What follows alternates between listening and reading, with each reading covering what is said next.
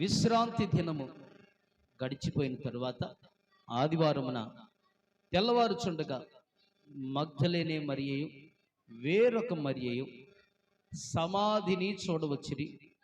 ఇదిగో ప్రభుదూత పరలోకము నుండి దిగివచ్చి రాయి పొర్లించి దాని మీద కూర్చుండిను. అప్పుడు మహాభూకంపము కలిగిను. ఆ దూత స్వరూపము మెరుపు వలె ఉండెను. అతని వస్త్రము హేమమంత తెల్లగా ఉండెను. అతనికి భయపడుట వలన కావలి వారు వణికి చచ్చిన వారి వలె ఉండిరి. దూత ఆ స్త్రీలను చూసి, మీరు భయపడుకుడి, సిలువ వేయబడిన యేసును మీరు వెదుకుచున్నారని నాకు తెలియను. జాగ్రత్తగా ఆలకించాలి. ఆయన ఎక్కడ లేడు, తాను చెప్పినట్టే ఆయన లేచి ఉన్నాడు. రండి, ప్రభు పండుకొనిన స్థలము చూచి త్వరగా వెళ్ళి ఆయన మృతుల్లో నుండి లేచి ఉన్నాడని ఆయన శిష్యులకు తెలియజేయుడి. దేవునికి స్తోత్రం చెప్పండి. హల్లెలూయా. మంచి దేవుని బిడ్డలారా, చదవబడినటువంటి లేఖన భాగం మనందరికీ తెలుసు. శుక్రవారం దినాన యేసుక్రీస్తు ప్రభువారిని రోమా ప్రభుత్వం సిలువేసింది. ఆయన సిలువు పైన 3 గంటల సమయంలో ఆయన చనిపోయారు, ఆయన మరణించారు. దేవాది దేవునికి తన ఆత్మను అప్పగించుకుని యేసుక్రీస్తు ప్రభువారు తన తను చాలించారు. మీరు జాగ్రత్తగా ఆలకించాలి. ఇది అయిపోయిన తర్వాత యేసుక్రీస్తు ప్రభువారు సిలువ వేయబడినటువంటి పరిస్థితిని బట్టి ఎటోళ్ళటు పారిపోయారు. యేసు ప్రభుని వెంబడించే వారందరూ పారిపోయారు. పారిపోయిన తర్వాత సాయంకాలం అయ్యేటువంటి సమయానికి యేసు ప్రభు శిష్యులు 12 మందితో మాత్రమే కాక చాలా మంది శిష్యులుగా ఉన్నారు. వారిలో ఒకరైనటువంటి అరియమతి అనేటువంటి యోసేపు అనేటువంటి ఒక అతను, దేవుని ప్రజలారా, అరిమతయ్య అనే యోసేపు అనేటువంటి వ్యక్తి ఈ మాట 27వ అధ్యాయం 57వ వచనం నుంచి మరి చదవాల్సిన అక్కర్లేదు, కానీ మీరు వరకు నోట్ చేసుకోండి. అందులో రాసి ఉండేది, ఇతడు ఆ ప్రభుత్వంలో ఉద్యోగం చేసేవాడు. ఈయన పిలాతు దగ్గరికి వెళ్ళి, అయ్యా, యేసుక్రీస్తు ప్రభువారి దేహాన్ని మాకు అప్పగించండి, మేము సమాధి కార్యక్రమాలు చేసుకుంటాము అని యేసుక్రీస్తు ప్రభువారి దేహాన్ని అడిగి తీసుకున్నారు. మీరు జాగ్రత్తగా ఆలకించాలి. అప్పుడు ఈ యోసేపు ఒక తెల్లటి వస్త్రాన్ని కొని ఆ వస్త్రంతో యేసయ్య దేహాన్ని చుట్టి తన కొరకు తొలిపించుకున్నటువంటి ఒక సమాధిలో యేసు ప్రభుని పెట్టడం, యేసు ప్రభు దేహాన్ని పెట్టడం జరిగింది. మీరు ఇటువైపు చూడండి. యేసు ప్రభుని పెట్టినటువంటి సమాధి సాధారణంగా మనం గనక చేసినట్లుగా ఆయన గుంట తీసి గుంటలో పెట్టలేదు. అర్థమైందా? పాత రోజుల్లో బాగా ధనవంతులైన వారు ఏం చేసేవాళ్ళంటే, కొండలో ఒక గుహను తొలిపించుకొని ఒక గదిలాగా ఏర్పాటు చేసుకొని ఆ గదిలో వారి సమాధి దేహాన్ని, వారి యొక్క దేహాన్ని పెట్టడానికి అందులో ఏర్పాట్లు చేసేవాళ్ళు. అలాగే ఈ అరిమతి యోసేపు అని ఆయన ధనవంతుడు కాబట్టి ఆయన చనిపోకముందే ఆయన సమాధిని ముందుగానే సిద్ధం చేసుకున్నాడు. తన కోసం కట్టుకున్నాడు. నేను చనిపోతే నా దేహాన్ని అందులో పెట్టండి అన్నట్లుగా తన కొరకు సిద్ధపరుచుకున్నటువంటి ఆ సమాధిలో యేసు ప్రభు దేహాన్ని ఒక నార వస్త్రంతో చుట్టి అందులో యేసు ప్రభు దేహాన్ని పెట్టారు. దేహాన్ని పెట్టి ఆ గుహలోనికి ఏమి వెళ్ళకూడనట్లుగా ఒక పెద్ద బండ అడ్డు పెట్టారు. మీరు జాగ్రత్తగా ఆలకించాలి. ఇది జరిగిన తర్వాత ప్రధాన యాజకులు, ఆ ప్రాంతంలో నుండి పెద్దలందరూ కలిసి పిలాతు దగ్గరికి వెళ్ళారు. పిలాతు దగ్గరికి పోతే, ఏందయ్యా మళ్ళీ వచ్చారు, ఆయన సిలువేసి చంపింది సరిపోలేదా అన్నట్లుగా మాట్లాడితే, అది కాదు రాజా గారు, విషయం ఏంటంటే ఆ వంచకుడు బతికున్నప్పుడు నేను చనిపోయి మరలా 3వ దినాన్ని తిరిగి లేస్తానని చెప్పి మాట్లాడాడు అని యేసు ప్రభుని గురించి ఆయన వంచకుడని మాట్లాడతారు. వీళ్ళే పెద్ద వంచకులు, వీళ్ళే మోసగాళ్ళు, వీళ్ళే యేసు ప్రభుని సిలువకు అప్పగించిన వాళ్ళు యేసు ప్రభుని ఆ వంచకుడు చనిపోక మునుపు నేను చనిపోయి సమాధిలో పెట్టబడి 3వ దినాన్ని తిరిగి లేస్తాను అని మాట్లాడాడు. ఆయనకు అంత సీన్ లేదు, ఆయనకు అంత వ్యవహారం లేదు. కాకపోతే మా భయం ఏందయ్యానంటే ఆయన ఆ సమాధిలో పెట్టాం కదా, వాళ్ళ శిష్యులు వచ్చి రేత్రిపూట తీసుకుని వెళ్ళిపోతారు. ఆయన దేహాన్ని తీసుకుని వెళ్ళిపోయి ఒక చాటింపు, ఒక ప్రకటన చేస్తారు. అదిగో యేసుక్రీస్తు ప్రభువారు తాను చెప్పినట్టే తిరిగి లేచాడు అని మాట్లాడతారు. అది పెద్ద వంచిన అయింది, ఇంకా పెద్ద మోసం అయింది అని అంటే పిలాతు ఏమనంటే, సరే సైనికులు ఉన్నారుగా, మీరు చేతనైనంత వరకు బందోబస్తు చేయండి, ఆయన సమాధిని ఎవరు తెరవకుండా మీరు ఎంత కాపలా కాస్తారో కాపలా కాసుకొని పోండి అని చెప్పి రాజు ఆజ్ఞిస్తే సైనికులు అక్కడికి వెళ్ళిపోయారు. వెళ్ళి ఆ బండ దగ్గర కాపలా కూర్చున్నారు. ఆ బండ ఎవడు కదిలీయకుండా దాని మీద రాజముద్ర వేశారు, సీలేశారు. రాజముద్ర సీలేసిన తర్వాత ఎవడు కదిలిచ్చినా ఆ యొక్క గవర్నమెంట్ ద్వారా వాడు శిక్షార్హుడు. కొన్ని బిజినెస్ని, కొన్ని కార్యాలయాల్ని సీలేస్తారు గవర్నమెంట్ వాళ్ళు. ఆ సీల్ ఎవడైనా సరే తీసాడా ఇక వాడి మీద కఠినమైన శిక్ష ఉండిద్ది. అందుకని సీలేసిన దాని జోలికి ఎవడు దాన్ని ఆక్రమించుకోవడానికి కూడా పాడు, ఓపెన్ చేస్తే ప్రమాదం. అలాగా గవర్నమెంట్ ద్వారా శిక్షకు వారు అర్హులు. అందుకని ఆ రాజముద్రను వేసి అంత మాత్రమే కాదు, అయినా దాన్ని పగలగొడతారని చెప్పి కాపలా కూర్చున్నారు. మీరు జాగ్రత్తగా ఆలకించాలి. ఇది శుక్రవారం సాయంత్రం జరిగిన విషయం. మీరు జాగ్రత్తగా ఆలకించాలి. శుక్రవారం అయిపోయింది, శనివారం అయిపోయింది. శనివారం అయిపోయిన తరువాత ఆదివారం తెల్లవారుతూ ఉండగా మగ్దలేని మరియా, వేరొక మరియా, సొలోమి అనేటువంటి ఒక ఆమె, వీళ్ళు కలిసి యేసు ప్రభు సమాధిని చూడటానికి వెళుతున్నారు. యేసు ప్రభు సమాధిలో ఉన్నటువంటి ఆయన దేహానికి సుగంధ ద్రవ్యాలు పుయ్యాలని వాళ్ళు సుగంధ ద్రవ్యాలు సిద్ధపరచుకుని బయలుదేరి వెళుతూ అనుకుంటున్నారు, మనం బాగానే వెళుతున్నాం కానీ అంత పెద్ద రాయిని మన కోసం ఎవడు దొరిలిస్తాడు అని అనుకుంటూ అక్కడి నుంచి బయలుదేరి వెళుతూ ఉండగానే దేవుని ప్రజలారా, వారు ఆ సమాధి చేయబడిన చోటుకి వచ్చేసరికి పరలోకంలోంచి ఒక దేవదూత దిగివచ్చి ఆ బలమైనటువంటి ఆ ముద్ర వేసినటువంటి ఆ రాయిని పొర్లించాడు. దేవునికి స్తోత్రం చెప్పండి. హల్లెలూయా. పొర్లించగానే భూకంపం వచ్చింది.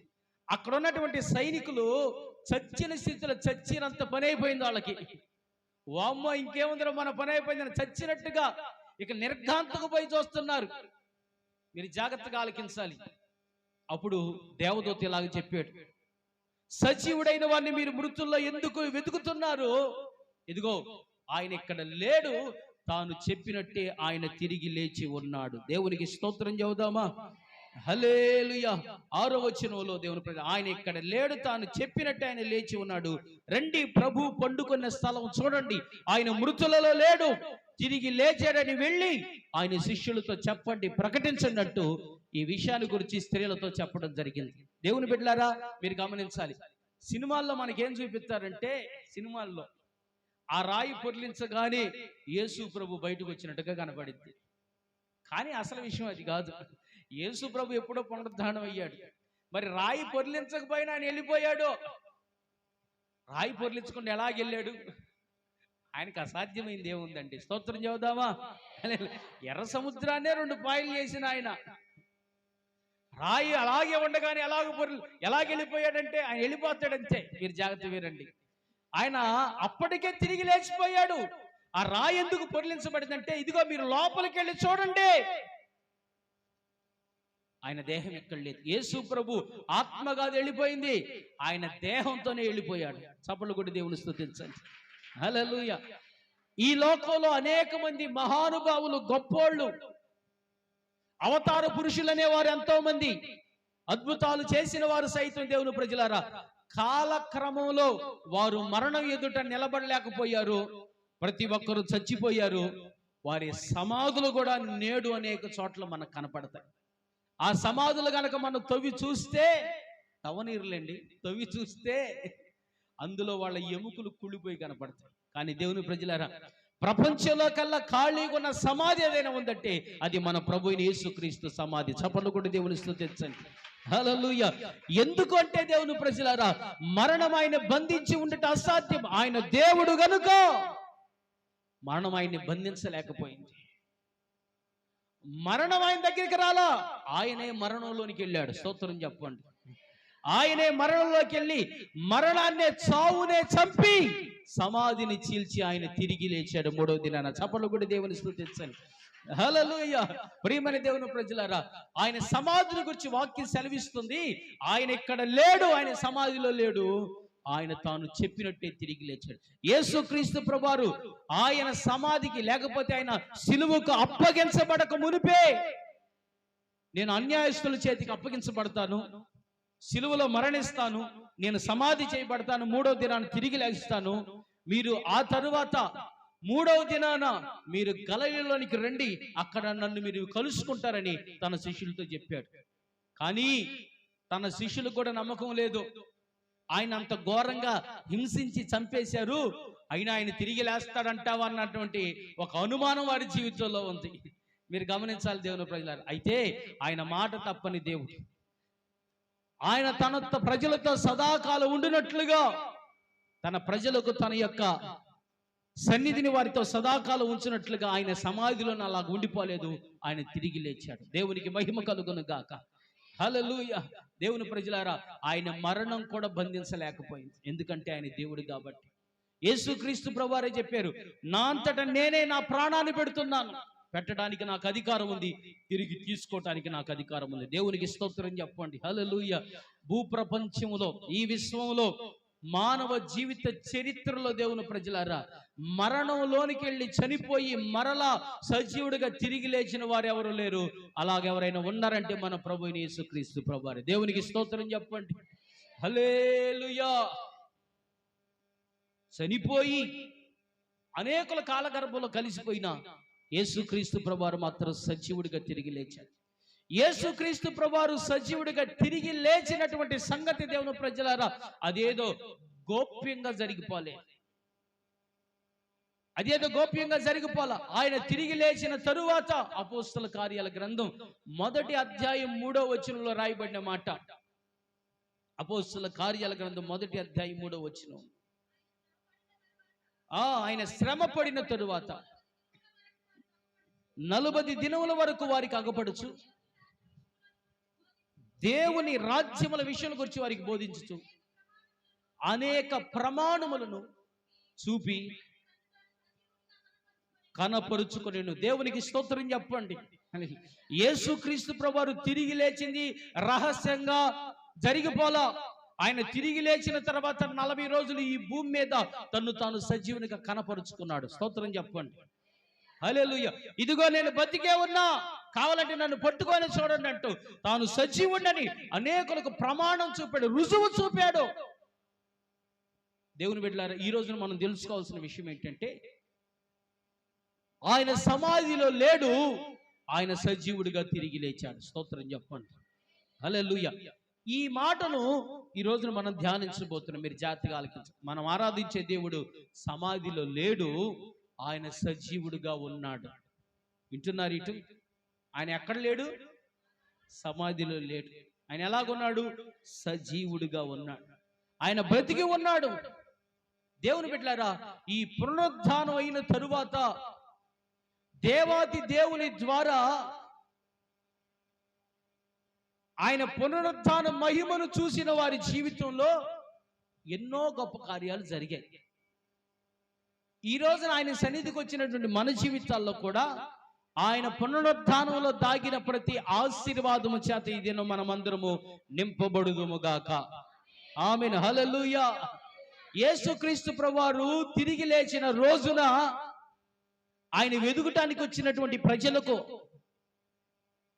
ఆయన కొన్ని ఆశీర్వాదాలను ఇచ్చాడు.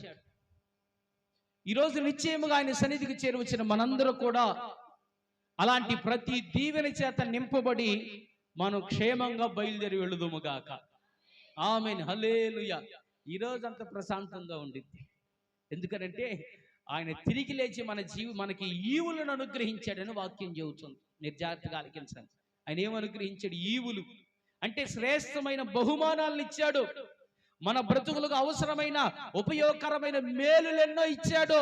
మీరు జాగ్రత్తగా ఆలకించాలి. అయితే యేసుక్రీస్తు ప్రభువారు తిరిగి లేవడం ద్వారా మనకు కలిగినటువంటి మేలులేంటి అనేటువంటి విషయాన్ని ఒక్కొక్కటిగా మనం ధ్యానం చేద్దాం సమయాన్ని బట్టి.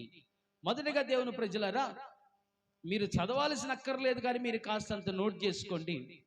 మార్కు సువార్త 16వ అధ్యాయం 7వ వచనంలో యేసుక్రీస్తు ప్రభువారు, నోట్ చేసుకోండి, మార్కు సువార్త 16వ అధ్యాయం 7వ వచనంలో యేసుక్రీస్తు ప్రభువారు మరణించి తిరిగి లేచిన తర్వాత మగ్దలేని మరియా, చెప్పండి ఏ మరియా? మగ్దలేని మరియా. ఈమెకి యేసయ్య అంటే అమితమైన ప్రాణం. కారణం ఏంటంటే ఆమె 7 దయ్యాల చేత బాధపడుతుంటే దేవుడు ఆమెను విడిపించాడు. తనకు ఒక శ్రేష్టమైన జీవితాన్ని ఇచ్చాడు. అందుకని జీవితకాలం అంతా కూడా యేసయ్యతో కలిసి ఆయనకి పరిచర్య చేస్తూ తన జీవితాన్ని కొనసాగించింది. ఇక యేసు ప్రభు తను విడిచిపెట్టేసరికి తనకి ఎక్కడ లేని బాధ వచ్చేసింది, ఎక్కడ లేని ఆవేదన వచ్చింది. వింటున్నారా? ఎక్కడ లేని బాధ వచ్చింది. యేసు ప్రభు సమాధి దగ్గరికి వెళ్ళిన తర్వాత దేవదూత చెప్పాడుగా, ఆయన ఇక్కడ లేడు, ఆయన తిరిగి లేచాడు, మీరు గలిలయలోనికి వెళ్ళండి, అక్కడ యేసయ్యను కలుసుకుంటారు అని చెబితే వాళ్ళ మాట ఏమో నమ్మదు. దేవదూతలు చెప్పిన మాట నమ్మదు. నమ్మకుండా వీళ్ళందరూ వెళ్ళినా ఏం మాత్రం సమాధి దగ్గర కూర్చొని ఎడుతుంది. సమాధి దగ్గర కూర్చొని ఎడుతుంది, నా యేసయ్యను ఎవరో తీసుకెళ్ళారు, నా యేసయ్యను ఎవరో తీసుకెళ్ళారు అని చెప్పి ఏడవటం మొదలు పెట్టింది. యేసు ప్రభువే చెప్పాడు నేను తిరిగి లేస్తానని. దేవదూతలు చెప్పారు, ఇదిగో ఖాళీ సమాధిని చూసి ఆయన ఇక్కడ లేడని తెలుసుకొని బొమ్మ అన్నట్టుగా చెప్పినా కానీ ఏమాత్రం ఆడే కూర్చుంది. ఏం నమ్మకం లేదు. కొంతమంది భక్తి చేస్తారు కానీ దేవుడి మీద సరైన నమ్మకం ఉండదు. దేవుడు చెప్పిన వాడి మీదే నమ్మకం ఉండదు. అమితమైన ప్రేమ, అమితమైన ప్రేమ, లాజిక్ ఉండదు, ఏముండదు. దేవుడు చెప్పిన దానికంటే కూడా మళ్ళీ ఎక్కువ. జాగ్రత్తగా ఆలకించాలి. ఇక ఈమె ఆ బాధను తట్టుకోలేకపోతుంది. ఇంకో విషయం ఏంటంటే దేవుడు ఆయనకు దూరం అయిపోయిన బాధ ఆమెకు బాగా అధికంగా ఉండి ఇక కన్నీరు విడుస్తూ ఉంటే యేసు ప్రభు నేరుగా ఆమె దగ్గరికి వచ్చాడు. ఆమె దగ్గరికి వచ్చి, అమ్మా ఎందుకు ఏడుస్తున్నావు అని అడిగాడు.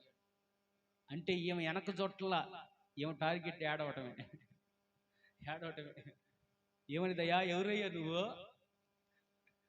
నువ్వేమి తోటమాలివా, నువ్వేమైనా తీసుకెళ్తే చెప్పి యేసయ్యని నేను తెచ్చుకుంటా అని మాట్లాడుతూ ఉంటే ఆయన మరియా అని పిలిస్తే అప్పుడు ఆమెకు అర్థమైంది, నన్ను ఇలా పిలిచేది యేసు ప్రభువే అని. వెంటనే వెనక్కి తిరిగి రబ్బూని అని పలికింది, బోధకుడా అని పిలిచింది. మీరు జాగ్రత్తగా ఆలకించాలి. యేసు ప్రభు పునరుద్ధారుడైన తరువాత మొట్టమొదట కనపడింది ఏమకే. ఎవరు కనపడ్డాడు? మగ్దలేని మరియకు కనపడ్డాడు. ఎవరికి? మగ్దలేని మరియకు కనపడ్డాడు. చాలా మంది మరియలు ఉన్నారు బైబిల్లో, కానీ యేసు ప్రభు చనిపోయి తిరిగి లేచిన తర్వాత ఏమకే కనపడ్డాడు. కనపడి ఎంతో దుఃఖంతో కన్యల మధ్యలో ఉన్నటువంటి ఆమెను యేసు ప్రభు ధైర్యపరిచాడు. స్తోత్రం చెప్పండి. తనకున్నటువంటి కన్నీటికి కారణమైన బాధ నుంచి విడుదల కలుగు చేశాడు. మొదటగా దేవుని ప్రజలారా, యేసుక్రీస్తు ప్రభువారు పునరుద్ధానం చెందిన తరువాత ఆయన చేసిన మొట్టమొదటి పని ఏంటంటే కన్నీళ్లను తుడిచాడు. స్తోత్రం చెప్పండి. హల్లెలూయా. దేవుని బిడ్డలారా, ఈ రోజున మీరు ఒక పాఠం నేర్చుకోండి.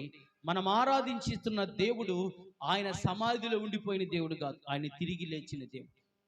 ఆయన తిరిగి లేచాడు కాబట్టి దేవుని ప్రజలు మీరు గమనించాలి, ఆయన సజీవుడు కనుక నీ కన్నీళ్లను ఆయన చూడగలిగిన దేవుడు. నీ కన్నీటికి కారణమైన ప్రతి పరిస్థితిని చూసి నీ కన్నీళ్లను తడవటానికి ఈ రోజున ఆయన సజీవుడిగా ఉన్నాడు. చప్పట్లు కొట్టి దేవుని స్తుతించండి.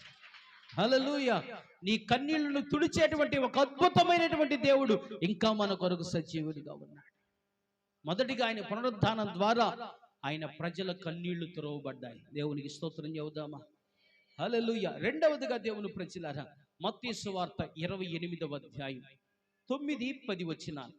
మత్తయి సువార్త 28, 9, 10 వచనాల్లో ఈ యొక్క యేసుక్రీస్తు ప్రభువారు సమాధి ఖాళీగా ఉందన్న విషయాన్ని తెలుసుకొని ఆ వార్తను ప్రకటించడానికి వెళ్తున్నటువంటి స్త్రీలకు యేసుక్రీస్తు ప్రభువారే ఎదురయ్యి మీకు శుభం కలుగునుగాక అని దీవించాడు. స్తోత్రం చెబుదామా? హల్లెలూయా. మీరు జాగ్రత్తగా ఆలకించాలి. మొదటిగా యేసు ప్రభు పునరుద్ధానం ద్వారా ప్రజల కన్నీళ్లు తుడవబడ్డాయి. ఆయన పునరుద్ధారుడు కనుక నీ జీవితంలో నీ కన్నీటికి కారణమైన ప్రతి పరిస్థితిని, ఆ బాధను తొలగించి ఆయన కన్నీరు తుడుస్తాడు. రెండవదిగా దేవుని ప్రజలారా, ఆయన తన ప్రజలకు శుభం కలుగు చేస్తాడు. ఏం కలుగు చేస్తాడు చెప్పండి? ఆయన శుభం కలుగు చేస్తాడు. ఆయన పునరుద్ధానుడు, సజీవుడు. నీ జీవితంలో నిన్ను నష్ట జాతకంలో ఉంచడు. ఒకవేళ నీది నష్ట జాతకం అని నీకు అనిపించినా, ఆయన మరణాన్ని చంపి తిరిగి లేచిన దేవుడు కనుక నీ జీవితంలో ఉన్నటువంటి ఆ నష్టాన్ని కూడా దేవుడు తొలగించి దాన్ని శుభంగా నీకు మార్చగలడు. స్తోత్రం చెప్పండి. హల్లెలూయా. ఎంతకాలం మీ బ్రతుకులు ఏవేవి నష్టాలుగా ఉన్నాయో, ఇది నాకు దరిద్రం అన్నట్టుగా నువ్వు అనుకుంటున్నావో, దేవుడు దాన్ని నీకు శుభంగా చేస్తాడు. Praise the Lord. హల్లెలూయా. ఆయన పునరుద్ధానం మన జీవితాలకు ఒక శుభప్రదమైనది. వాక్యం చెబుతుంది, యేసుక్రీస్తునందున్న వారికి ఏ శిక్షా విధి లేదు. స్తోత్రం. హల్లెలూయా. నీ జీవితంలో అంతా శుభమే చేస్తాడు. ఆయన పునరుద్ధాన దర్శనాన్ని నువ్వు పొందగలిగితే, ఆయన నాకు సజీవుడిగా నాతో కూడా ఉన్నాడని ఒక ధైర్యం నీకుంటే, దేవుని ప్రజలారా, ఆయన పునరుద్ధానుడని ప్రకటించేటువంటి మనసు నీకుంటే, నీ జీవితంలో సమస్తం నీకు శుభమే కలుగుతుంది. దేవునికి స్తోత్రం. నిశ్చయంగా దేవుడు మన కుటుంబాలకు శుభం కలుగు చేయునుగాక. ఆమేన్. శుభం అంటే ముగిస్తాను అనుకోబాకండి. మన వాళ్ళకి శుభం అనగానే ఇంక లేచిపోవటం అలవాటేమో. తెలుసుకో శుభం ఎందుకు పడిద్దో. యేసు రక్తమే చెయ్యం. హల్లెలూయా. ఈ శుభం ఆ శుభం కాదు. మారు మనసు పొందిన వాళ్ళందరూ స్తోత్రం చెప్పండి. హల్లెలూయా. యేసు ప్రభు తిరిగి లెగటం ద్వారా తన ప్రజలకు శుభం కలిగింది, తన ప్రజలకు మేలు కలిగింది. ఆయన సమస్తాన్ని శుభ సూచకంగా మారుస్తాడు. అది చూడకూడదు, ఇది చూడకూడదు, అటు బాగూడదు, ఇటు బాగూడదు, అవన్నీ యేసయ్య శిలువలో కొట్టివేయబడ్డాయి. స్తోత్రం చెప్పండి. హల్లెలూయా. ఇక అంతా శుభమే, అశుభం ఇంకేం లేదు. Praise the Lord. హల్లెలూయా. మూడవదిగా దేవుని ప్రజలారా, యేసుక్రీస్తు ప్రభువారు లూకాసు వార్త 24వ అధ్యాయం 5వ వచనంలో, యేసుక్రీస్తు ప్రభువారు తిరిగి లేచినటువంటి ఆ రోజే ఉదయాన్నే స్త్రీలు అక్కడికి వెళ్ళొచ్చారు. ఆ విషయాన్ని అందరికీ తెలియజేశారు. కొందరు నమ్మల, ఆయన సమాధి ఖాళీగా ఉందంటే నమ్మల. వీటి గురించి కొంతమంది ప్రజలకు, ఒక ఇద్దరు శిష్యులు ఎమ్మాయి అనేటువంటి మార్గం గుండా బయలుదేరి వెళుతూ వాళ్ళిద్దరు మాట్లాడుకుంటున్నారు, ఎంత ఘోరం జరిగిందిరా, యేసు ప్రభు మనతో కూడా ఉన్నాడు అనుకున్నాము, కానీ యెరూషలేములో ఉన్నటువంటి ప్రధాన యాజకులు, శాస్త్రులందరూ కలిసి ఆయన ఘోరంగా శిక్షించారు. మరి ఇంకా మన పరిస్థితులు ఏమవుతాయి అన్నట్లుగా వారు దిగులుతో వారి మార్గం గుండా నడుచుకుంటూ పోతే, యేసుక్రీస్తు ప్రభువారు మరొక రూపాన్ని ధరించుకొని, మీరు జాగ్రత్త వినండి, యేసు ప్రభు వారు అంతకు ముందు వారితో కూడా, సిలువ వేయబడక ముందు వారితో ఉన్న రూపంలో కాక వేరొక రూపంలో వారితో కూడా కలిసి నడవటం మొదలుపెట్టాడు. కలిసి నడవటం మొదలుపెట్టి అడుగుతున్నాడు, దేని గురించి మీరు మాట్లాడుకుంటున్నారు అని అంటే, వాళ్ళు నిలబడి అంటారు, ఏంటి నీకు తెలీదా, చూస్తే యెరూషలేములో ఉండే వ్యక్తిలా కనపడుతున్నావే, నీకు తెలీదా, శాస్త్రులు పెద్దలు వీళ్ళందరూ కలిసి యేసు ప్రభువుని సిలువేసే సంగతి నీకు తెలీదా, అయితే ఆయన సిలువేశారు, ఆయన సమాధిలో పెట్టారు. అయితే ఈరోజు ఉదయకాలం మా సంఘంలో కొంతమంది అక్కోళ్ళు పోయి చూస్తే ఆయన సమాధి ఖాళీగా ఉంది, అసలు ఏమైందో, ఆయన దేహం ఏమైపోయిందో అని మాట్లాడుతుంటే, యేసుక్రీస్తు ప్రభువారు వారితో కూడా కలిసి నడిచి, మీరు జాగ్రత్త వినండి, కలిసి నడిచి వారికి ఉన్నటువంటి అనుమానాన్ని తొలగించాడు. స్తోత్రం చెప్పండి. హల్లెలూయా. వారు దిగులుతో నడుచుకుంటా పోతా ఉన్నారు. యేసు ప్రభు, ఎందుకు మీరు ఇలాగ ఆలోచన చేస్తారు, యేసుక్రీస్తు ప్రభువారు బతికున్నప్పుడు మీకు ఎన్నో విషయాలు చెప్పాడు కదా, ధర్మశాస్త్రం కూడా చెప్పింది కదా, ఆయన చనిపోయి తిరిగి 3వ దినాన్ని లేస్తాడని, మరి ఎందుకు ఇంత మందమత్తులుగా ఉన్నారు మీరు, ఎందుకు ఆయనకి ఇంకా లేడు అన్నట్లుగా ఎందుకు బాధపడుతున్నారు, ఆయన తిరిగి లేస్తాడని చెప్పి అది ఖచ్చితంగా రాయబడింది కాబట్టి ఆయన సమాధిలో ఎవరో తీసుకెళ్లేదు, ఆయన తిరిగి లేచాడు తెలుసుకోండి అని దేవుని ప్రజలారా వారితో కూడా నడిచి వారి జీవితాల్లోనికి అర్థమయ్యేటట్లుగా వారికి బోధ చేశాడు. స్తోత్రం చెప్పండి. హల్లెలూయా.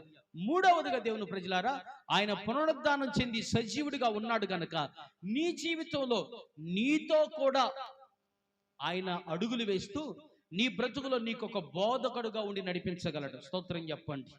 హల్లెలూయా. నీకు ఒక ఆలోచనకర్తగా ఉండి నడిపిస్తాడు. ఆయన సజీవుడు గనక నీకు ఒక గైడ్గా ఉంటాడు. ఆయన గైడ్ చేస్తాడు. నీ జీవితంలో ఏవి అపోహలు ఉన్నాయో, నువ్వు వెళుతున్నటువంటి జీవిత యాత్రలో అయోమయమైనటువంటి పరిస్థితులు నీ కుటుంబంలో కనపడవచ్చు. అయితే సజీవుడైన దేవుడు నీతో కలిసి నీ ప్రతి పరిస్థితుల్లో నడిచే దేవుడు. స్తోత్రం చెప్పండి. హల్లెలూయా. చాలా మంది వారి జీవితాలు కొనసాగిస్తారు కానీ అర్థం లేని జీవితాలు, అయోమయమైన జీవితం. ఏందిరా, ఏం చేస్తున్నావు అంటే అసలు ఏంది నా జీవితం నాకే అర్థం కావట్లేదులేండి.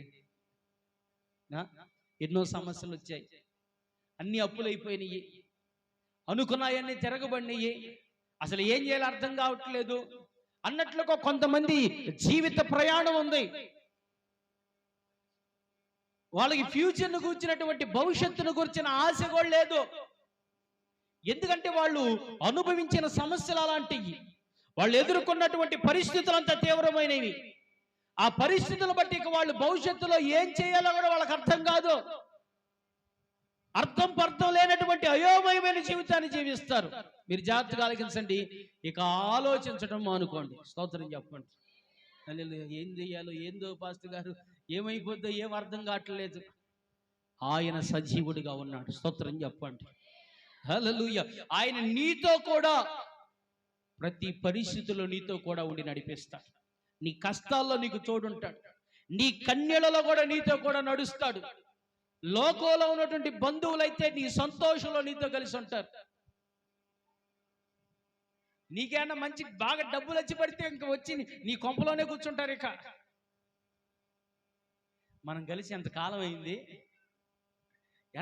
అయిందో నేను చూడాలనిపించింది, ఇంకంతే వచ్చేసా. ఏంది కబురు కూడా పెట్టకుండా వచ్చేసావు అని అంటే, ఏంది మన కబురు ఎందుకు? డబ్బులు వచ్చినాయని తెలిస్తే చాలు, ఆ కబురు వెళ్ళిపోతే చాలు. వస్తున్నామని ఫోన్ కూడా చేయాల్సిన అవసరం లేదు, నేరుగా వచ్చి పడతారు. కానీ ఇబ్బందుల్లో ఉన్నప్పుడు, కష్టాల్లో ఉన్నప్పుడు, అనారోగ్యాల్లో ఉన్నప్పుడు ఎంతమంది ఉండగలరు? కొందరు ఉంటారు, కొందరు ఉండరు. కానీ దేవుని ప్రజలారా, ప్రతి సందర్భంలో నీతో కూడా ఉండే దేవుడు మనకి ఇంకనూ సజీవుడిగానే ఉన్నాడు. చప్పట్లు కొట్టి దేవుని స్తుతించండి. హల్లెలూయా. ప్రతి ఇబ్బందికరమైన పరిస్థితుల్లో గుర్తుపెట్టుకో, ఆయన మరణించిన దేవుడు కాదు. ఆయన చనిపోతే వచ్చి నీ పక్క నిలబడలేడు. ఆయన నిన్ను నడిపించలేడు. ఆయన తిరిగి లేచిన దేవుడు కనుక దేవుని ప్రజలారా, ఆయన మనతో కూడా మన జీవిత యాత్రలో మనల్ని ఒక బోధకుడుగా ఉండి నడిపిస్తాడు. స్తోత్రం చెప్పండి. హల్లెలూయా. మొదటిగా ఏమని చెప్పాను? కన్నీరు తుడుస్తాడు. రెండవదిగా దేవుని ప్రజలారా, శుభం కలుగు చేస్తాడు నీ జీవితంలో. మూడవదిగా నీతో కూడా ఉండి ఆయన ఒక మంచి ఆలోచన చెప్పి నీ జీవితాన్ని ఒక నిరీక్షణ అనేటువంటి అనుభవంలోనికి నడిపిస్తాడు. స్తోత్రం చెబుదామా? హల్లెలూయా. అంత మాత్రమే కాదు దేవుని ప్రజలారా, నాలుగవ మాటగా యోహాను సువార్త 20వ అధ్యాయం 19 నుంచి 22వ వచనం వరకు ఒక విషయం రాయబడుతుంది. అదేంటంటే, యేసుక్రీస్తు ప్రభువారు సిలువ వేయబడినటువంటి రోజునే శిష్యులందరూ కూడా భయపడిపోయి, అమ్మో యేసు ప్రభుని పట్టుకొని సిలువేశారు, ఆయన వెంట మనం తిరిగాం కాబట్టి మనం దొరికితే మన పని కూడా ఇంకంతేరా అని భయపడిపోతూ వీళ్ళందరూ ఒక గదిలో, ఒక ఇంట్లో ఉండి తలుపేసుకొని బతుకుతా ఉన్నారు. భయపడతా ఉన్నారు, కలవతా ఉన్నారు. యేసుక్రీస్తు ప్రభువారు ఆ రాత్రి వారి మధ్యలోనికి వచ్చి, మీకు సమాధానం కలుగును గాక అన్నాడు. చప్పట్లు కొట్టి దేవుని స్తుతించండి. హల్లెలూయా. వారికి ఉన్నటువంటి కలవరాల్లో నుంచి దేవుడు విడిపించి వారికి ఒక సమాధానాన్ని అనుగ్రహించాడు. నాలుగవదిగా దేవుని ప్రజలారా, యేసుక్రీస్తు ప్రభువారు పునరుద్ధానం చెందడం ద్వారా తన ప్రజలకు సమాధానం కలుగు చేసిబడింది, సమాధానం అనుగ్రహించబడింది. నీ జీవితంలో వామ్మో అదైపోద్ది ఇదైపోద్ది అని చెప్పి కలవరపడమాక, భయపడమాక. ఎందుకనంటే సమాధానకారకుడైన యేసుక్రీస్తు ప్రభువారు ఆయన ఇంకనూ సజీవుడిగానే ఉన్నాడు. చప్పట్లు కొట్టి దేవుని స్తుతించండి. హల్లెలూయా. యేసు ప్రభు బతికున్నప్పుడు అంటే, ఆయన ఉన్న రోజుల్లో అంటే, శిష్యులకు శ్రమలు శోధనలు వచ్చినప్పుడు, ఆయన ప్రజలు బాధపడినప్పుడు ఆయన వారి వెంట ఉండి కార్యాలు చేశాడు. ఇప్పుడు యేసు ప్రభు మన దగ్గర లేడు, కానీ మీరు బాధపడమాక, ఆయన సజీవుడిగా ఉన్నాడు. నువ్వు కలవరం పడిన ప్రతి సందర్భంలో, భయపడిన ప్రతి సందర్భంలో, నీ జీవితంలో సమాధానం లేక దిక్కుతోచని పరిస్థితుల్లో దేవునికి ఒక అద్భుతమైన సమాధానాన్ని ఇవ్వడానికి ఇష్టపడుతున్నాడు. స్తోత్రం చెబుదాం. ఆయన పునరుద్ధానం ద్వారా మనకు కలిగే 4వ ఆశీర్వాదం సమాధానం. ఏంటి చెప్పండి, మీరు సమాధానం చెప్పండి. సమాధానం. మీ జీవితాల్లో సమాధానం కోల్పోయినప్పుడల్లా దేవునికి ప్రార్థించండి. ఆయన సజీవుడు గనక మీ మధ్యలోనికి వచ్చి మీ బ్రతుకులో ఒక సమాధానం ఇస్తాడు. స్తోత్రం చెప్పండి. హల్లెలూయా. దేవుని ప్రజలారా, ఐదవదిగా లూకాసు వార్త 24వ అధ్యాయం 50వ వచనం చదువుదాం. జాతి వినండి. ఆయన బేతనియ వరకు వారిని తీసుకొని పోయి చేతులెత్తి వారిని ఆశీర్వదించాను. దేవునికి స్తోత్రం చెప్పండి.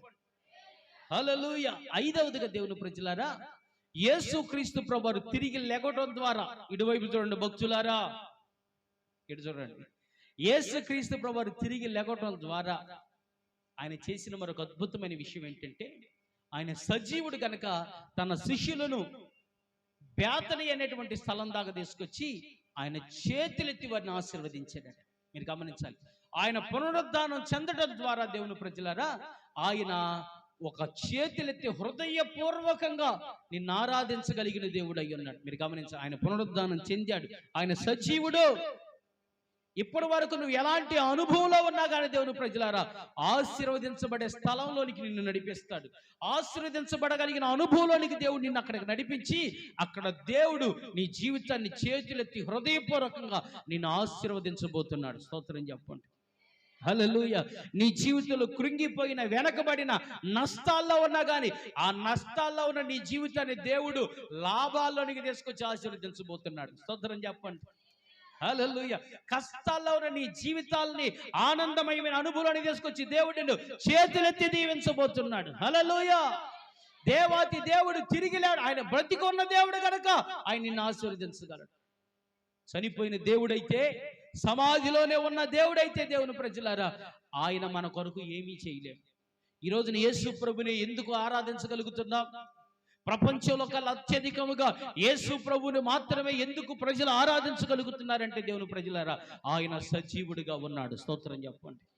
హల్లెలూయా. ఆయన ఆశీర్వదించగలిగిన దేవుడు, ఆయన కన్నీరు తొడవగలిగిన దేవుడు, ఆయన నీ జీవితానికి శుభం కలుగు చేయగలిగిన దేవుడు, నీ జీవితంలో బోధకుడిగా ఉండి నీకు ఆలోచన చెప్పగలిగిన దేవుడు. దేవుని ప్రజలారా, ప్రతి సందర్భంలో నీకు తోడై ఉంటుంది. నీకున్నటువంటి అవిశ్వాసాన్ని పోగొట్టి నీ బ్రతుకులో మహిమ కలిగిన కార్యాలు ఎన్నో చేయగలిగిన దేవుడు. దేవునికి స్తోత్రం చెబుదామా? హల్లెలూయా. అయితే చివరిగా ఒక ప్రాముఖ్యమైన విషయాన్ని నేను మీకు జ్ఞాపకం చేయాలనుకుంటున్నాను. అదేంటంటే, పేతురు రాసిన మొదటి పత్రిక 1వ అధ్యాయం 14వ వచనం చదవండి. పేతురు రాసిన మొదటి పత్రిక 1వ అధ్యాయం 14. అదేనా?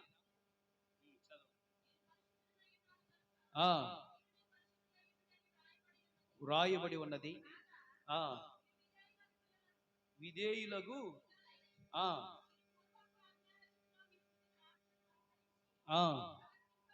ప్రవర్తించక మిమ్ములను పిలిచిన వాడు పరిశుద్ధుడై ఉన్న ప్రకారము మీరును సమస్త ప్రవర్తన యందు పరిశుద్ధులై ఉండుడి. ఆ తర్వాత క్రియలను బట్టి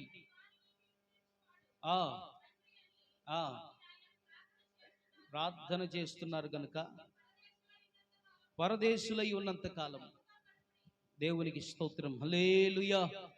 అదేవిధంగా మరొక మాట చదువుదాం. 1 పేతురు పత్రికలో నుంచి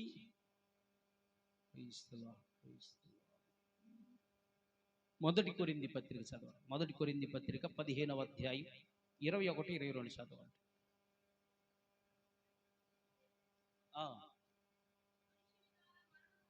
ఇక జాగ్రత్తగా ఆలకించాలి. ఒక మనుషుని ద్వారా మరణము వచ్చెను గనక మనుషుని ద్వారానే మృతుల పునరుద్ధానమును కలిగెను.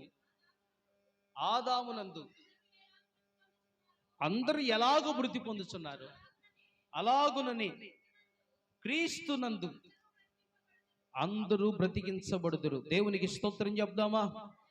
హల్లెలూయా. ఇక మీరు జాగ్రత్తగా ఆలకించాలి. యేసుక్రీస్తు ప్రభువారి పునరుద్ధానం ద్వారా మానవాళికి కలిగినటువంటి మరొక ఆశీర్వాదం ఏంటంటే దేవుని ప్రజలారా, పునరుద్ధానం. చెప్పండి ఏంటిది? మృతులలో నుంచి ఒక పునరుద్ధానం అనేటువంటి అనుభవం కలిగింది దేవుని ప్రజలారా. మీరు గమనించాల్సిన ఒక విషయం ఏంటంటే, చివరి మాటగా మీరు ఈ మాటను మీరు మీ హృదయంలో దాచుకోనండి. యేసుక్రీస్తు ప్రభువారు తిరిగి లేవటం ద్వారా మానవాళికి కలిగిన ఒక ఆశీర్వాదం ఏంటంటే నిత్య జీవం కలిగింది. చెప్పండి, ఏం కలిగింది? నిత్య జీవం, పునరుద్ధానం కలిగింది. అంటే ఒక మాట చెప్తుంది వినండి. మానవునికి మరణం అనేది ఆదాము తీసుకొచ్చాడు. ఎవరు తీసుకొచ్చాడు చెప్తారా? ఆదాము మానవులకి మరణం తీసుకొచ్చాడు. ఆదాము చేసిన పాపం మరణాన్ని తీసుకొచ్చి మానవుని జీవితంలో ఉన్నటువంటి నిత్య జీవానికి దూరం చేసింది. ఒక మాట మీరు ఇది కాస్తంత ఈ చివరి మాట కాస్త కన్ఫ్యూజన్గా మీకు అనిపించింది, కానీ మీరు మాత్రం కాస్త బాగా అర్థం చేసుకోవడానికి ప్రయత్నించండి. అర్థమయ్యే కృపను ఆత్మదేవుడు మన మీద కుమ్మరించునుగాక. మనుషులను దేవుడు మొదట్లో మరణము లేనివానిగా సృజించాడు. ఎట్లా సృజించాడు? మరణం లేనివానిగా సృజించాడు. అయితే ఆదాము పాపం చేసి మానవుని జీవితానికి, అసలు ముగింపే లేని మానవ జీవితానికి ముగింపు తీసుకొచ్చాడు. అదే మరణం. చెప్పండి ఏంటిది? మరణం. మనిషి ఈ లోకంలో సహజంగా మనకు చాలా సందర్భాలు అనిపించేది. మన బంధువులు, మన స్నేహితులు కొంతకాలం మనతో ఉంటారు, వారు మనల్ని విడిచిపెట్టిపోతారు. తర్వాత చాలా మందికి ఉండే బాధ ఏంటయ్యానంటే, వారి బంధువులు కానీ వారి రక్త సంబంధికులు కానీ చనిపోతే వాళ్ళకి వచ్చే బాధ ఏంటంటే, ఇక ఎప్పటికీ మనం వాళ్ళని చూడలేమనే బాధ. మనిషికి ఉండేటువంటి దిగులు ఏంటంటే, నేను చచ్చిపోతే ఇక ఎప్పుడు నా బిడ్డలు నేను చూసుకోలేను కదా అనేటువంటి బాధ అనేది సహజంగా ఏర్పడింది. ఇదంతా కూడా మానవుడు తెచ్చుకున్నటువంటి పాపం. ఆదాము పాపం చేసి దేవుడిచ్చిన నిత్య జీవాన్ని పోగొట్టాడు. మీరు జాగ్రత్తగా ఆలకించండి. అందుకని ఈ భూమి మీద ఆదాము నుంచి వచ్చిన సంతానమైన మనం అందరం కూడా దేవుని ప్రజలారా, ఈ లోకంలో మన అనుకునే వారిని విడిచిపెట్టి, ఎంత పరిశుద్ధులైన ఎంత యథార్థవంతులైనా కానీ ఈ లోకాన్ని విడిచిపెట్టి లోకులందరూ వెళ్ళవలసిన మరణం అనే మార్గం గుండా వెళుతున్నారు. మీరు గమనించాలి. అయితే అలాగా మానవుని జీవితానికి మరణం అనేది ముగింపు పలుకుతూ ఉండగా యేసుక్రీస్తు ప్రభువారు ఈ లోకంలోనికి వచ్చి ఆయన మన స్థానంలో శిక్షను అనుభవించి ఆయన మరణించి తిరిగి లేచాడు. కాబట్టి ఆదాము ద్వారా మరణం ఎలాగొచ్చిందో యేసుక్రీస్తు ద్వారా పునరుద్ధానం కూడా వచ్చింది. స్తోత్రం చెప్పండి. యేసుక్రీస్తు ద్వారా మరలా లేచే ఒక అవకాశం వచ్చింది. మీరు గమనించాలి. మానవుడు చేసిన పాపానికి బదులుగా మానవుడు చనిపోయి ఇక నరకంలోనికి వెళ్ళే పరిస్థితి. అయితే యేసుక్రీస్తు ప్రభువారు మరణించి తిరిగి లెగవటం వల్ల దేవుని ప్రజలారా, మనం కూడా యేసు ప్రభువులోనికి రాగలిగితే, మరణించి తిరిగి లేచి మన జీవితానికి ఎవరైతే జాగ్రత్తగా ఆలకించాలి, ఎవరైతే యేసులో విశ్వాసం ఉంచుతారో, ఆయన మన కొరకు మృతి నొంది తిరిగి లేచానని నమ్ముతారో, వారికి మరణం ఒక ముగింపు కాదు. వింటున్నారా? వారికి మరణం ఒక ముగింపు కాదు. మరణం గురించి వాక్యం ఏం చెప్పిద్దంటే నిద్ర. ఏంటిదంటే నిద్ర. దేవుని ప్రజలకు మరణం అనేది ముగింపు కాదు. యేసుక్రీస్తు ప్రభువారు తిరిగి లేచి ముగింపుని మళ్ళీ స్టార్ట్ చేశాడు. స్తోత్రం చెప్పండి. యేసు ప్రభు తిరిగి లేగక ముందు వరకు మానవుడు చనిపోయి ఇక నరకానికి వెళ్ళాల్సిన పరిస్థితులు, ఇక మరలా వాడు తిరిగి లేచి తాను క్షేమంగా బ్రతికే పరిస్థితులు లేవు. అయితే యేసుక్రీస్తు ప్రభువారు మరణించి తిరిగి లేవటం వల్ల మరలా తిరిగి లేచే ఒక అవకాశం మానవాళికి కలిగింది. స్తోత్రం చెప్పండి. హల్లెలూయా. దేవుని ప్రజలను గమనించాలి. యేసుక్రీస్తు ప్రభు ద్వారా పునరుద్ధానం కలిగింది. ఆదాము ద్వారా మరణం కలిగింది. అయితే మనం ఆలోచించాల్సినటువంటి విషయం ఏంటంటే దేవుని ప్రజలారా, మనందరం కూడా యేసుక్రీస్తు మృతి పొంది తిరిగి లేచేటటువంటి ఒక విశ్వాసంతో, ఒక నమ్మిక కలిగిన అనుభవంలోని కనుక రాగలిగితే, ఖచ్చితంగా అలాగ నమ్మినటువంటి వారి జీవితంలో మరలా పునరుద్ధానం కలగబోతుంది. స్తోత్రం చెప్పండి. ప్రతి మనిషి లోకంలో మరణించాల్సిందే, కానీ విశ్వాసులకు మాత్రం అది నిద్రపోయినోడు లెగుస్తాడా లేదా? లేచినట్లుగా యేసు ప్రభు ఏ విధంగా అయితే చనిపోయి తిరిగి లేచాడో, అలాగ ఆయన అందు విశ్వాసం ఉంచిన వారు కూడా తిరిగి లెగవబోతున్నారు. స్తోత్రం చెప్పండి. హల్లెలూయా. ఒకవేళ నేను కొంతకాలం మీతో ఉండి ఈ లోక యాత్రను ముగించి వెళ్ళిపోయినా మీరు దిగులు పడాల్సిన అక్కర్లేదు, మళ్ళీ నేను తిరిగి లెగుస్తా. స్తోత్రం చెప్పండి. హల్లెలూయా. మనమందరం మరలా కలిసి సదాకాలం నివసించేటువంటి ఒక ధన్యత ఉంది. మరణం అనేది మానవునికి ముగింపు కాదు. మరణం అనేకుల్ని భయపెట్టింది, ఇక జీవితం అయిపోయింది అన్నట్లుగా. కానీ యేసు ప్రభుని ఎవరైతే అంగీకరించారు, యేసు ప్రభు తిరిగి లేవటం ద్వారా మరణం మనిషికి ఒక ముగింపు కాలేదు, అది ఒక నిద్రగా మారిపోయింది.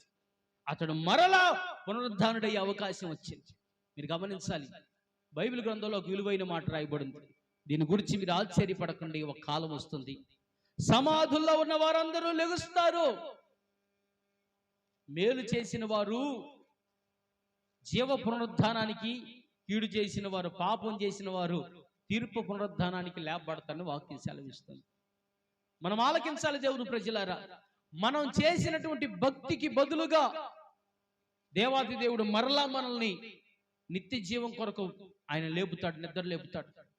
ఆయన ఆర్భాటంతో, ప్రధాన దూత శబ్దముతో దిగొచ్చినప్పుడు, ఈ లోకంలో మనం చనిపోయినట్లుగా కనిపించి నిద్ర అవస్థల్లో ఉన్నప్పుడు దేవాది దేవుడు మన ఆత్మలు వెంట పెట్టుకొని వస్తాడు. వెంట పెట్టుకొని వచ్చి చనిపోయిన మన దేహాలు మరలా లేపుతాడు. చప్పట్లు కొట్టి దేవుని స్తుతించండి.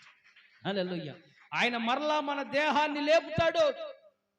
మనం పరిశుద్ధులతో కలిసి దేవునితో సదాకాలం ఉండబోతున్నాం.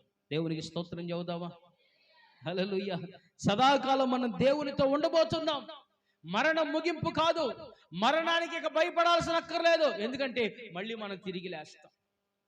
ఈ నిరీక్షణ కలిగిన వాడెవడు మరణానికి భయపడ్డాడు. కాకపోతే కొంతకాలం కుటుంబానికి దూరం అయిపోతామేమో, కానీ మనం యేసయ్యలో గనక విశ్వాసం ఉంచితే ఆయన తిరిగి లేచినట్లు మనము తిరిగి లెగుస్తాం. సదాకాలం మరలా కలిసి కుటుంబాలుగా దేవుని ఎదుట కనబడతాం. స్తోత్రం చెప్పండి. హల్లెలూయా. అలాంటి ఉన్నతమైన పునరుద్ధానం పొందాలంటే దేవుని ప్రజలారా, బైబిల్ గ్రంథంలో ఒక విలువైనటువంటి ఒక ఉన్నతమైన సూచన రాయబడింది.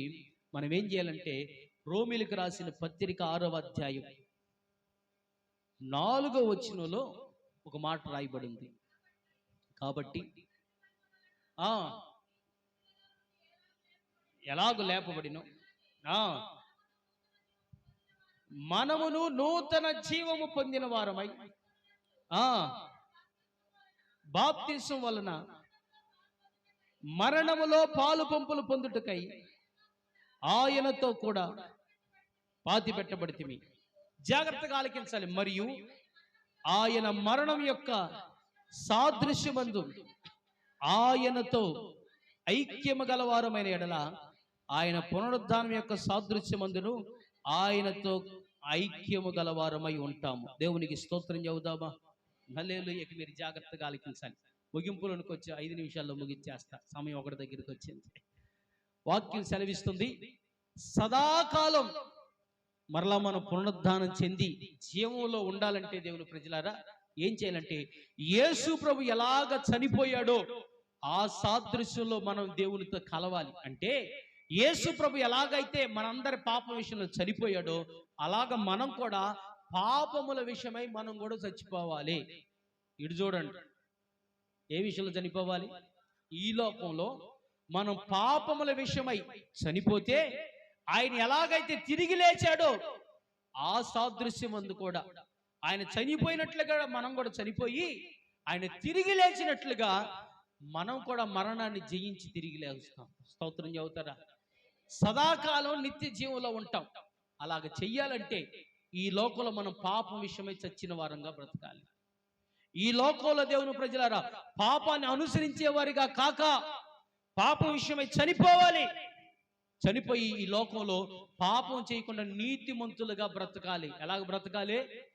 మనం ఈ పాపులకు సంబంధించిన వాళ్ళం అన్నట్లుగా కాకుండా మనం తిరిగి లేచిన ఒక కొత్త జీవితాన్ని పొందిన వారంగా ఈ లోకంలో పాపంతో జోలు లేకుండా బతికితే యేసుక్రీస్తు ప్రభువారు మూడో దినాన్ని తిరిగి లేచినట్లుగా ఆయన వచ్చినప్పుడు మనం కూడా తిరిగి లెగుస్తాం.